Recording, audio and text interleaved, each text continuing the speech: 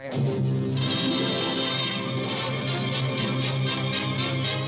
now, Radio Whiston, in association with an organisation that wishes to remain nameless, proudly presents The Life and Times of Local Lad Made Good.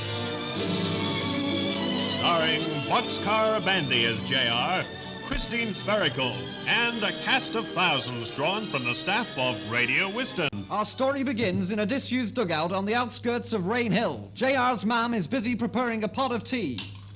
Ma'am! Hey, ma'am, have you seen me dad? Shut up, you miserable worm! But, ma'am, I only asked where me dad was. I don't care, you! I hate you, JR! Why don't you go out and get married or do something useful? Do you know how old you are? 23! That's how old you are, and what have you done, eh? But, ma'am, honest, mum, one day I'll be big and famous, just like me dad. Suddenly, the door opens and in comes father with his favourite pipe of tobacco. I hope it's that condor moment again. What, you? Big and famous, you miserable little half-wit. Oh, Dad! Get out of this house now and don't come back ever. What's he done? Is he in trouble? Trouble? I'll say. I just heard it said down in the village that our son was seen kissing a girl last Monday night. I'm ashamed. Oh, no! So it's all round the village about me and Dorothy Bagworthy. Like I said, son, me and your mother are ashamed. So ashamed that I'll never be able to look myself in the face again. There's only one thing left. I'm gonna thrash myself to death with a bag of cold custard. Look what you've done! You caused your father to thrash himself to death with a bag of cold custard! But, ma'am, I'm a growing lad now. And after all, I only kissed her. Listen, son, your dad waited until we were married before he kissed me. Oh, I can't go on! OK, ma'am. I'm leaving home if that's the way you feel. I'm going off into the big wide world to make something really worthwhile of me sen. And one day, I'll be big and famous, just like me dad. Our story continues the following morning as JR enters the dining room. Morning, ma'am. Don't you morning me, you insolent little squirt! And don't think you're getting any breakfast either! But, ma'am, I've not had a crumb since me currant kippers from Chippy last night. I don't care. You're not having your eggy soldiers this morning, so on your bike. You'll have to learn us from now that you've got to fend for yourself if you're going to survive in the outside world. Now get gone and leave me in peace with your dad.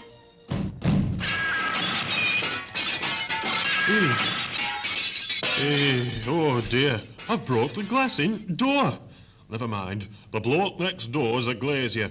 He's a bit of a pain, but he'll do the job for nowt. And so JR says farewell to what has been his home for the last 23 years. He takes with him his bird essentials, a clean pair of socks, his Demi Russo record, his Scout's penknife, a Mickey Mouse watch, and his A to Z of Prescott. Hey, now what can I do to get famous? Should I open me Mac in the old folks' home? Hey, or should I try something more fulfilling? What I really need is a good job so I can earn money to travel the world. Hey, that's it, a job. Unknown to JR, he's being followed by a stout man aged about 45 with a fat cigar in his mouth. He's wearing a white trilby hat with a black ribbon round it, a pinstripe suit and bow tie, and carrying a violin case under his arm. He taps JR on the shoulder. Here, hey, who are you? Hey, calm down. Take it easy, sonny. No sweat, huh? Hey, gosh, mister. Hey, don't creep up on me like that. I thought I was being mugged. In fact, I nearly had me penknife into you. Some good it would have done, sonny. Try taking a blade out first. Hey, you're right, mister. If you'd have been a real gangster, that penknife wouldn't have been much good. Hey, who are you anyway? Don't worry about that for now. Just call me Sam. Yeah, is that a violin you're carrying? Are you a musician? If you are, you could help to make me a big star, just like me dad. So, you're looking for stardom, huh? I know just the guy who can help. Hey, I wonder who that is. Lou Grade, Bernard Delphont, Huey Green. Suddenly, a large black limousine screeches to a halt. Okay, sonny, meet a couple of the boys, Hank and Zeke. They're gonna take us to a friend of mine. A very, very good friend of mine. Yeah, sure. Hey, what's his name then? Will he make me a star? Well, he certainly can give you some good godfatherly advice. We call him the Squire of Crunton. Here, hey, who's this so-called Squire of Crunton, eh? The Squire of Crunton? Why, he's the biggest man in the whole of the Northwest and parts of Billing. Hey, by gum, he must have a good cook to make him so fat. No, you dummy, I didn't mean fat, I meant big. You know, big business tycoon. Aye, I know what you say. You mean to say, though, that if I was stuck for a couple of bobbing, one-armed bandit he'd dip in his pocket, for me? A couple of bob? Chicken feed, sonny, chicken feed. This guy deals in millions. Flippin' heck. Suddenly, the car swerves off the main road and careers into a driveway just past Crunton Colliery. The road winds steeply to the top of Crunton Slag Heap, and there at the top stands a big white mansion with a courtyard whose surface is made from the highest quality cinders. The view from the mansion, which overlooks the nudist camp, is breathtaking. Hey, by gum. Oh, hey, what a view. From here, you can see Stanlow Oil Refinery. Step this way, sonny. I'll take you to the Squire. The long corridor stretches nearly the full length of the four-storey mansion. At the end is a big door. Sam knocks, and a light saying, "Come in," begins to flash. They enter the large room together. Hey, by gum. Sorry to disturb you, sir, but I came across this young punk in the street. Excellent, Samuel. Excellent. You have done well.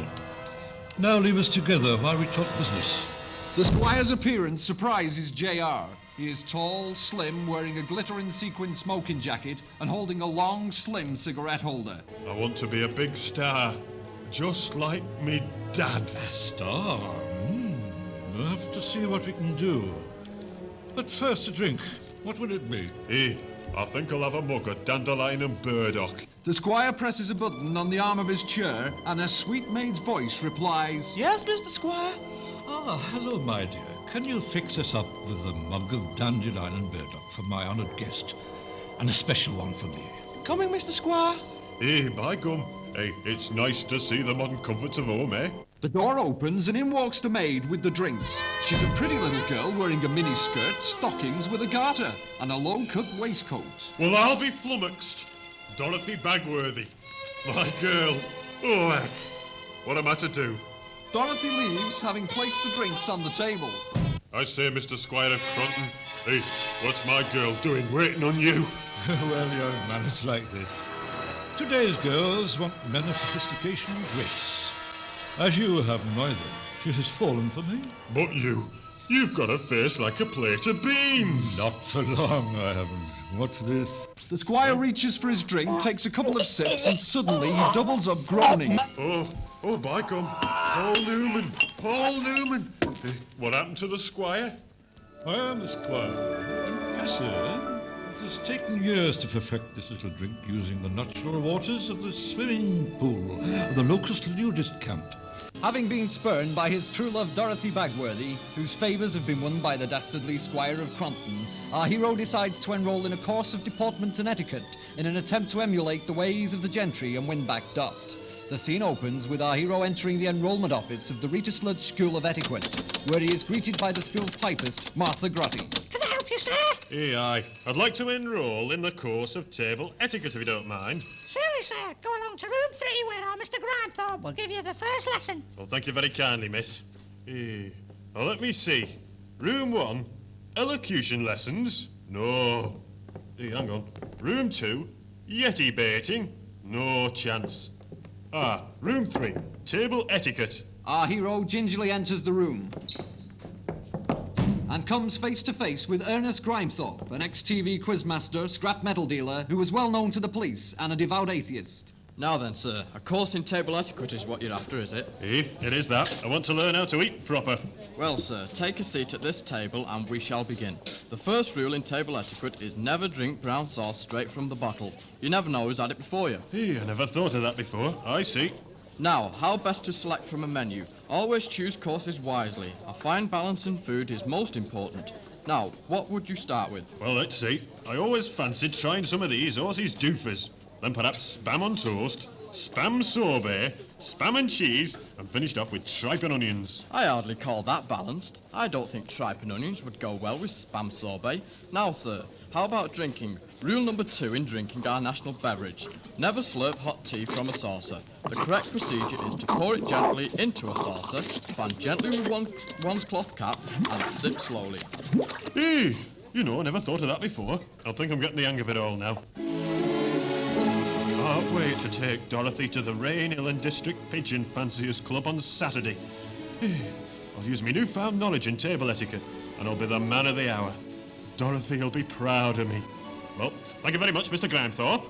I'll have to be getting off now, as I have to put some lard on Mrs. Tatlock's cat, Woodbine. That's a funny name for a cat. Why'd you call it Woodbine? Well, I have to take it for a drag every night. Well, goodbye, Mr. Grimethorpe.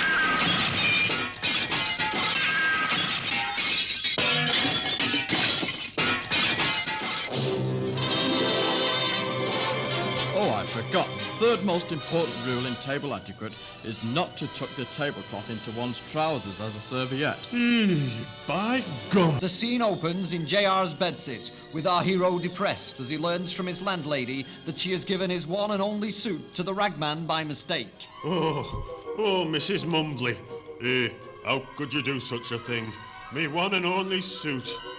What gonna wear to go to the Pigeon Fanciers Club tonight? I am sorry, JR, but look on the bright side. In return, I got this great plastic warthog for it. When you wind it up, it plays like Demdit's Roussos records. That might be so, but I can hardly wear a plastic warthog to the disco dance competition at club tonight. What will Dorothy say? What gonna do? I'll go and make you a cup of tea and see if that'll help cheer you up. So our hero dresses and drives over to the Pigeon Fanciers Club. He enters the premises and passes Edna Grouch in the foyer, who is selling sweets, chocolates, ice cream, dubbing and broken glass from a tray. When he enters the room, the resident DJ, Dandruff, is spinning the latest tones. Well, guys and girls, there we have it, the latest disco smash. World War noises by the Russians and the Germans. Up and coming, a request for local lad, JR. Loving the airways for you, from your loved one, the vivacious Dorothy Bagworthy, who slipped her disc over you. It's your all-time favourite, JR, Forever and Ever by Denise Roussos. Oh my, a request for me. I am going to win the disco dance competition and really impress Dorothy. That should make her come back to me. Well, I think I'll sit over here by Edna Crouch's sister Doris.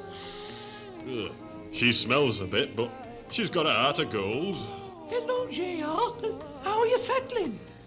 Are you nervous about the competition? Right, just a little.